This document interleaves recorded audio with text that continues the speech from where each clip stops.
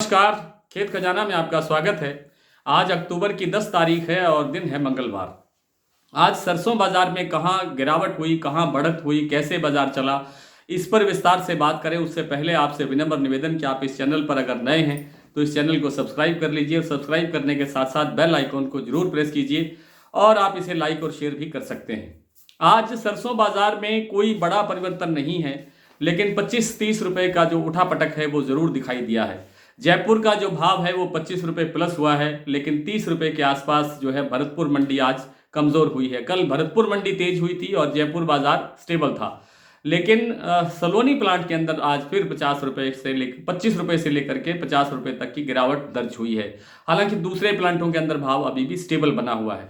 कुल मिलाकर के पिछले एक सप्ताह से लेकर के अब तक जो सरसों का बाजार है वो स्टेबल सा बना हुआ है। कहीं कोई बड़ा गड़बड़ नहीं हो रहा है, ना सरसों तेल में ज़्यादा गड़बड़ हो रही है, ना सरसों के बाजार में कोई ज़्यादा बड़ा परिवर्तन दिखाई दे रहा है। ऐसा ही लग रहा है क्योंकि जो इंटरनेशनल मार्केट है उसका अगर थोड़ा सा सहारा मिलता है तो बाजार 25 रुपये प्लस हो जाता है। अगर वो बाजार डाउन होता है तो सरसों का बाजार भी 25 रुपये डाउन आ जाता है। इसके अलावा कोई बड़ी जो हलचल जो है वो आप देख रहे हैं एक हफ्ते से हो नहीं रही है। अब इसके श्राद्ध पक्ष के 3-4-5 दिन बाकी हैं, 3-4 दिन बाकी हैं। उसके बाद में बाजार में खाद्य तेलों की मांग निकलने की प्रबल संभावना है। हालांकि हमारे पास स्टॉक बहुत ज़्यादा है विदेशी तेलों का। इसके बावजूद क्योंकि त्यौहार सीजन जो है अब नज़दीक आते जा रहा है, तब त्यौहार जो बड़े त्यौहार हैं वो नज़दीक आते जा रहे हैं, इसलिए खाद्य तेलों की थोड़ी बहुत मांग निकलनी चाहिए। बहुत बड़ी तेजी सरसों में या खाद्य तेलों में बनती हुई दिखाई नहीं देगी, लेकिन कुछ ना कुछ सुधार जो है वो बाजार में बनता हुआ दिखाई दे सकता है। सरसों के बाजार में भी ये जो श्राद्ध पक्ष है इसके निकलने के बाद ही कुछ सुधार की संभावना बनेगी। और जो आज बाजार जयपुर का भाव जैसे आज 5800 रुपये है फिर से, और पिछले 10 दिनों के अंदर बात करें तो एक बार 5900 का लेवल देखने के बाद में फिर बाजार वापस जो है 5800 पर आकर के रुक गया है और यहीं पर लगभग ठहरा हुआ है। 25 रुपये यहाँ से बढ़ता है, 25 रुपये यहाँ से कमज़ोर होता है, यही स्थिति बनी हुई है। और जो अब ये बातें अब करने की नहीं है कि टोटल स्टॉक कितना है, आगे स्टॉक कितना रहेगा, ये क्योंकि इन सब चीज़ों को जो है निरर्थक कर दिया है किसने, विदेशी तेलों के स्टॉक ने। सरसों की बिजाई अक्टूबर में शुरू हो जाती है और अक्टूबर का जो महीना है वो शुरू हो गया है। लगभग अब अक्टूबर के दूसरे सप्ताह से कुछ जगह पे एडवांस बिजाई शुरू हो भी गई है, लेकिन अब थोड़े दिन के बाद में सरसों की बिजाई शुरू होगी। और सरसों की बिजाई शुरू होने से बिजाई की जो रफ्तार है वो कैसी है, बिजाई की जो एरिया कितना बढ़ रहा है घट रहा है, इन सब चीज़ों से भी बाजार पर असर पड़ता हुआ दिखाई देगा।